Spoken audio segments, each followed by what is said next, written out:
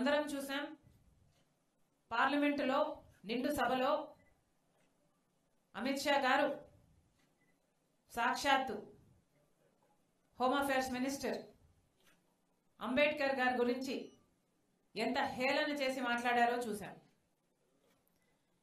ఒకసారి మళ్ళీ మీకు జ్ఞాపకం చేయడానికి ఎల్ఈడీలో ఒకసారి ప్లే చేస్తాం. प्ले చేయండి అమ్మా. अगर भगवान का लेते तो 7 जन्मों तक स्वर्ग मिल जाता. तो अच्छी बात है. मान्यवर अभी एक फैशन होगा, अभी एक फैशन हो गया है आम्बेडकर आम्बेडकर आम्बेडकर आम्बेडकर आम्बेडकर आम्बेडकर. इतना नाम अगर भगवान का लेते तो 7 जन्मों तक स्वर्ग मिल जाता. तो अच्छी बात है. मान्यवर अभी एक फैशन होगा, अभी एक फैशन हो गया है आम्बेडकर आम्बेडकर आम्बेडकर आम्बेडकर आम्बेडकर आम्बेडकर. इतना नाम अगर भगवान का लेते तो 7 जन्मों तक स्वर्ग मिल जाता. तो अच्छी बात है. मान्यवर अभी एक फैशन होगा. గమనించాలి, अभी అంబేద్కర్ అంబేద్కర్ అంబేద్కర్ అని మాట్లాడడం ఫ్యాషన్ అయిపోయింది అని అమిత్ షా గారు స్వయంగా అంటం జరిగింది. దానికి అందరూ బీజేపీ ఎంపీలు అందరూ నవ్వటం జరిగింది. ఇది అంబేద్కర్ గారిని హేళన చేయడం కాకపోతే ఏమిటి అని కాంగ్రెస్ పార్టీ ప్రశ్నిస్తుంది. అంబేద్కర్ గారి గురించి మాట్లాడితేనే మీకు అంత తట్టుకోలేకపోతున్నారే, కాంగ్రెస్ పార్టీ అంబేద్కర్ గారి జపం చేస్తుంది అన్నట్టు మీరు మాట్లాడుతున్నారే, అసలు అంబేద్కర్ గారి జపం కాంగ్రెస్ పార్టీ ఎందుకు చేయకూడదు అని అడుగుతున్నాం. కాంగ్రెస్ పార్టీ అంబేద్కర్ గారిని రాజ్యాంగం రాసే టీంకి అధ్యక్షుడిగా పెట్టి ఆయన రాసిన రాజ్యాంగాన్ని ఆమోదించింది కాంగ్రెస్ పార్టీ.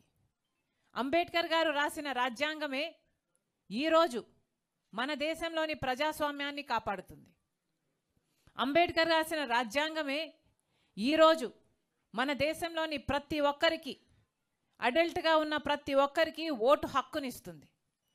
అంబేద్కర్ గారు రాసిన రాజ్యాంగమే ఈరోజు ఇన్ని భిన్న మతాలు, కులాలు, భాషలు ఉన్న భారతదేశాన్ని ఒక్కటిగా ఉంచేది ఆ రాజ్యాంగమే. ప్రభుత్వ విధానాలు ఎలా ఉండాలి, రాష్ట్రమైనా ఒక కేంద్రమైనా ఎలా ఫంక్షన్ అవ్వాలి, ఇలాంటివన్నీ చెప్పింది అంబేద్కర్ గారు రాసిన రాజ్యాంగమే. ఈరోజు ఈ దేశంలో ప్రతి ఒక్కరూ సమానంగా, స్వేచ్ఛగా, సగౌరవంగా బతుకుతున్నారు అంటే దానికి కారణం అంబేద్కర్ గారు రాసిన రాజ్యాంగమే. మరి అలాంటి అంబేద్కర్ గారి గురించి మేము జపం చేస్తే మాత్రం తప్పేంటి, మీరు ఎందుకు జపం చేయటం లేదు, మీరెందుకు మాట్లాడడం లేదు అని కాంగ్రెస్ పార్టీ ప్రశ్నిస్తుంది. ఈరోజు అంబేద్కర్ గారు గురించి మాట్లాడితేనే మీకు అంత తట్టుకోలేకపోతున్నారే, మీరు రాజ్యాంగాన్ని కాపాడతారని కానీ, రిజర్వేషన్లు మీరు ఇంకా బ్రతికిస్తారని కానీ సామాన్య ప్రజలు ఎలా నమ్మాలి? అంబేద్కర్ గారంటే ఎవరండి? అంబేద్కర్ గారంటే బడుగు బలహీన వర్గాల వాళ్ళ జీవితాలలో వెలుగులు నింపినవాడు. అంటరానితనం ఈరోజు మన దేశంలో లేదు అంటే దానికి కారణం అంబేద్కర్ లాంటి నాయకులు. ఈరోజు ప్రపంచమే భారత రాజ్యాంగాన్ని ఇంత గౌరవిస్తుంది అంటే దానికి కారణం అంబేద్కర్ గారు. మరి అలాంటి అంబేద్కర్ గారిని మీరు అవమానిస్తూ, హేళన చేస్తూ నిండు సభలో, పార్లమెంటులో ఇంత ఘోరంగా మాట్లాడుతుంటే సామాన్య ప్రజలు గమనిస్తున్నారని బీజేపీ పార్టీ గుర్తుపెట్టుకోవాలి. బీజేపీ పార్టీ ఇంత హేళన చేస్తుంటే రాష్ట్రానికి చెందిన అధికారంలో ఉన్న చంద్రబాబు గారి పార్టీ టీడీపీ కానీ, జనసేన కానీ, అంతకుముందు అధికారంలో ఉన్న వైసీపీ పార్టీ కానీ ఒక్కరైనా మాట్లాడారా అండి? ఒక్కరైనా గొంతెత్తారా? మన రాష్ట్రంలో దళితులు లేరా? మన రాష్ట్రంలో ఎస్సీలు లేరా? మన రాష్ట్రంలో బీసీలు లేరా? వాళ్ళు ఓట్లేస్తే కదా వీళ్ళు అధికారంలోకి వచ్చింది. అలాంటి రాజ్యాంగాన్ని మారుస్తామని, వాళ్ళ రిజర్వేషన్లు తీసేస్తామని అంబేద్కర్ గారిని హేళన చేస్తూ నిండు సభలో హోంమంత్రిగా ఉన్న వ్యక్తే మాట్లాడుతున్నా ఒక్క మాట కూడా మాట్లాడలేదు మన ఎంపీలు, అటు లోక్సభలో అయినా అటు రాజ్యసభలోనైనా. మరి ఇది అన్యాయం కాకపోతే ఏమిటి అని అడుగుతున్నాం. మోడీ గారు వెన్నుపోటు పొడిచాడు ఆంధ్ర రాష్ట్ర ప్రజలకు. ప్రత్యేక హోదా ఇస్తాము అని చెప్పి 10 సంవత్సరాలు ఇస్తామని మోడీ గారు స్వయంగా మాటిచ్చి ఆంధ్ర రాష్ట్ర ప్రజలను మోసం చేశారు. అలాంటి వాళ్ళను ఎత్తి పట్టుకున్నారు ఈరోజు. అలాంటి వాళ్ళతో పొత్తులు పెట్టుకున్నారు ఈరోజు టీడీపీ అయినా జనసేన అయినా. ఇది ఎక్కడి న్యాయం అని అడుగుతున్నాం. నిన్న మోడీ గారు వచ్చారు, ఇదే విశాఖపట్నానికి వచ్చారు. ఒక్క మాటైనా మాట్లాడారా అండి? ప్రత్యేక హోదా గురించి మాట్లాడారా? లేకపోతే విభజన హక్కుల్లో ఒక్క వాగ్దానమైనా నిలబెట్టుకుంటామని చెప్పారు. ఉత్తరాంధ్ర రాయలసీమకు స్పెషల్ ఎకనామిక్ ప్యాకేజు మన హక్కు, ఒక్క మాటైనా మాట్లాడారా? కడప స్టీల్ ఫ్యాక్టరీ మన హక్కు, ఒక్క మాటైనా మాట్లాడారా? మన బిడ్డలకు ఉద్యోగాలు 2 కోట్లు ఇస్తామన్నారు సంవత్సరానికి, మన బిడ్డలకు 1 లక్ష కూడా ఇవ్వలేదు. ఒక్క మాటైనా మాట్లాడారా? విశాఖ స్టీలును కాపాడుతాము, విశాఖ స్టీలు ఆంధ్ర రాష్ట్రానికి చాలా ముఖ్యము అని ఒక్క మాటైనా, ఒక్క అష్యూరెన్స్ అయినా ఇచ్చారా? అలాంటి వాళ్ళ గురించి ఎంతో గొప్పలు చెప్తున్నారు ఈరోజు టీడీపీ జనసేన వాళ్ళు. వైసీపీ ఏం తక్కువ తినలేదు. జగన్మోహన్ రెడ్డి గారు ఒక పక్క టీడీపీ సక్రమ సంబంధం పెట్టుకుంటే జగన్మోహన్ రెడ్డి గారు అక్రమ సంబంధం పెట్టుకున్నారు అదే బీజేపీ పార్టీతో. ఈరోజు జగన్మోహన్ రెడ్డి గారిని ప్రశ్నిస్తున్నాం. మోడీ గారు మన రాష్ట్రానికి వచ్చారు, ఒక్క మాట ప్రత్యేక హోదా గురించి మాట్లాడలేదు, విశాఖ స్టీల్ గురించి ఒక్క మాట అష్యూరెన్స్ ఇచ్చిపోలేదు. మరి ఎందుకు ఊరుకున్నారు అని అడుగుతున్నాం. ఎంతమంది దళితులు మీకు ఓట్లేశారు? మీకు గొప్పగా చెప్పుకుంటున్నారు కదా మీకు పర్సెంటేజ్ వచ్చింది, ఎంత పర్సెంటేజ్ వచ్చింది అని. వాళ్ళలో దళితులు లేరా? ఎస్టీలు లేరా? బీసీలు లేరా? వాళ్ళు ఓట్లేస్తే కదా మీకు ఆ మాత్రమైనా వచ్చింది.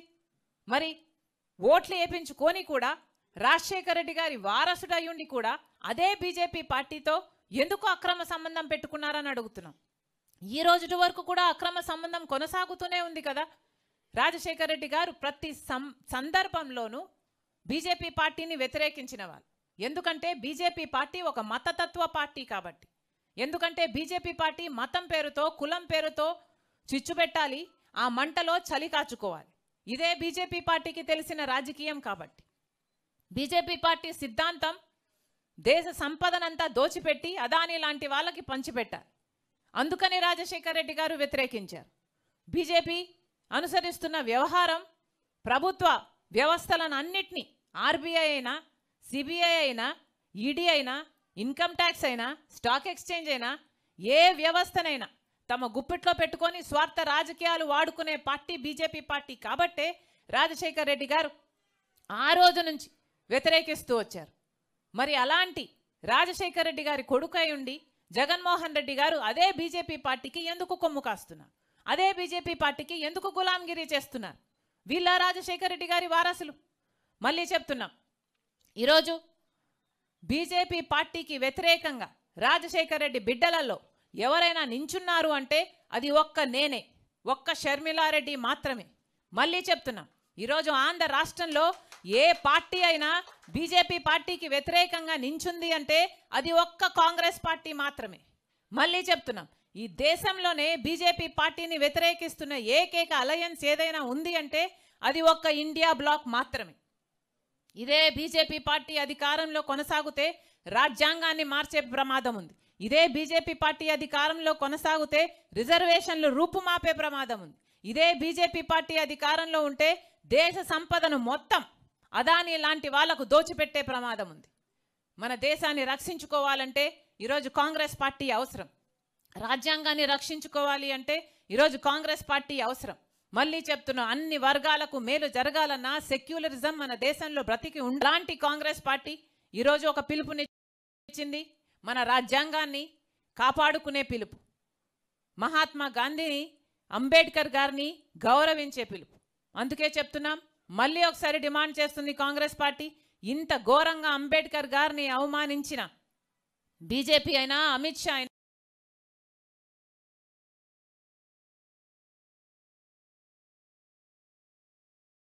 బీజేపీ అయినా, అమిత్ షా అయినా క్షమాపణలు చెప్పాలి.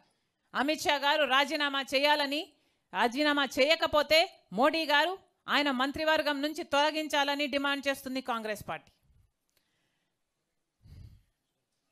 పోస్టర్ అనౌన్స్ రిలీజ్ చేస్తారు. Any questions, sir? Oh, ఇది దేశవ్యాప్తంగా ప్రజలుగా అవహేళన చేశారు. దగ్గర తీసుకెళ్లి ప్రజల ద్వారా ఈ ప్రభుత్వాన్ని బుద్ధిచ్చే విధంగా పోస్టరు ఆంధ్రప్రదేశ్ రాష్ట్ర కాంగ్రెస్ కమిటీ తయారు చేసిన దాన్ని అధ్యక్షుల వారు మరియు మాణిక్ ఠాగూర్ గారి చేతుల మీదుగా పోస్టర్ రిలీజ్ చేస్తారు.